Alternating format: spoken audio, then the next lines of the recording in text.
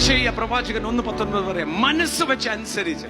പൊട്ടവാക്ക്, കളിച്ചൊല്ല്, ചീത്തതരം അത് പറയാനല്ല ഇവിടെ വിളിച്ചിരിക്കുന്നേ, ജീവൻ പറയാനാ വിളിച്ചിരിക്കുന്നേ.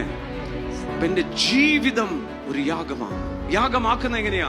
എഫെസ്യർക്ക് എഴുതിയ ലേഖനം 5-ാം അധ്യായം വായിച്ചേ. ചീത്തതരം, പൊട്ടച്ചൊല്ല്, കളിവാക്ക്, ഇങ്ങനെ ചേർച്ചയല്ലാത്തവ ഒന്നും അരുത്. അടുത്തിരിക്കുന്ന സ്തോത്രം അത്ര വേണ്ട.